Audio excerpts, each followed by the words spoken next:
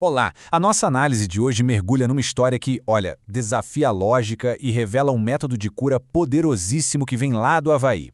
É uma daquelas histórias que podem de verdade virar de cabeça para baixo o jeito que a gente enxerga o mundo. E é isso mesmo. A premissa é exatamente essa que está na tela. Pode até soar como uma lenda, né? Mas a verdade é que isso deu início a um movimento que se espalhou pelo mundo todo.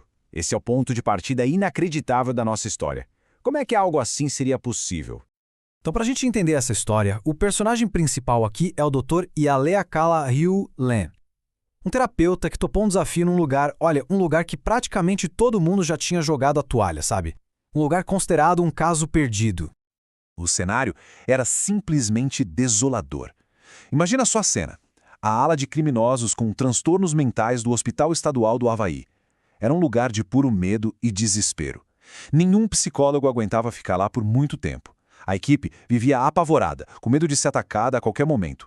E os pacientes viviam dopados de remédios e muitas vezes presos, acorrentados mesmo. Um lugar onde a esperança simplesmente não existia. Pois é, mas é aí que a coisa toda muda. E muda de um jeito inacreditável. E o mais louco, sem nenhuma terapia convencional. Nada de sessões em grupo, nenhum contato direto com os pacientes. O lugar, do nada, começa a se transformar, de um jeito que ninguém conseguia explicar. Olha, a mudança foi algo fora de série. Em questão de meses, a vibe do lugar mudou da água para o vinho. Pacientes que antes viviam acorrentados, de repente podiam andar livres. Aqueles que tomavam doses altíssimas de remédios tiveram a medicação reduzida. E o mais incrível, pacientes que eram considerados casos perdidos começaram a receber alta. A equipe parou de faltar, as pessoas começaram a gostar de trabalhar lá. Até que, no fim das contas, a ala simplesmente fechou. Por quê? Porque não tinha mais pacientes. Foi uma cura completa do ambiente. E aí fica a grande pergunta, né? O que diabos o Dr. Len fazia, trancado na sala dele, só lendo prontuários, que causou uma revolução daquelas lá de fora? Como isso é possível? A resposta está numa prática muito, muito antiga. Pois bem, a chave para esse mistério todo tem nome: Ho'oponopono.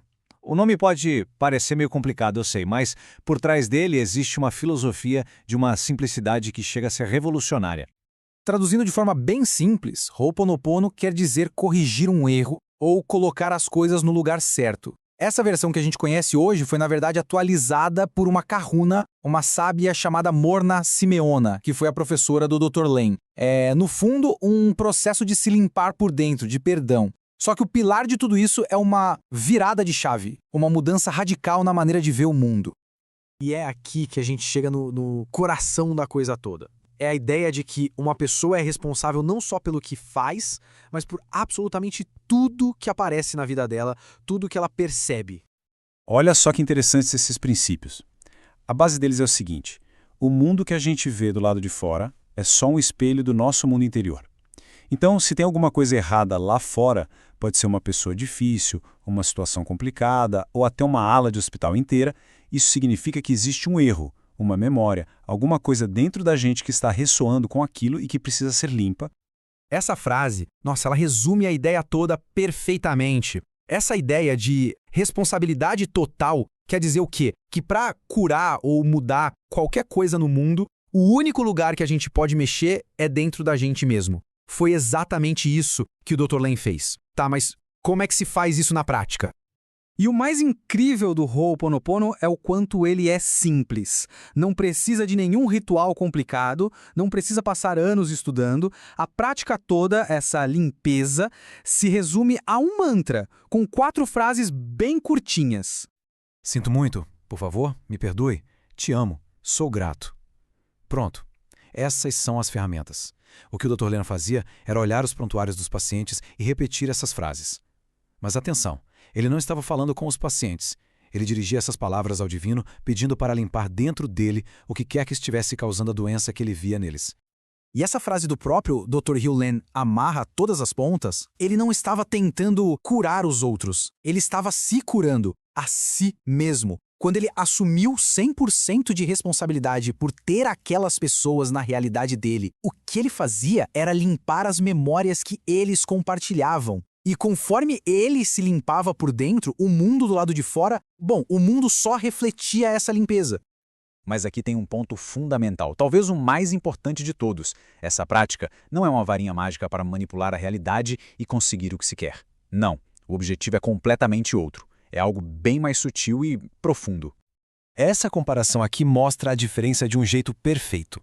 A nossa mente, o nosso intelecto, o que ele quer? Ele quer controlar tudo, quer achar um culpado, quer um resultado específico. O Ho'oponopono é o convite para a gente largar mão de tudo isso. O objetivo final não é curar o paciente. O objetivo é limpar as memórias que estão dentro da gente para voltar a um estado de paz interior. A cura do mundo lá fora, isso é um bônus, um efeito colateral, mas não é o alvo principal. E a oração da Morna Simeona, a mulher que modernizou o Ho'oponopono, resume essa essência.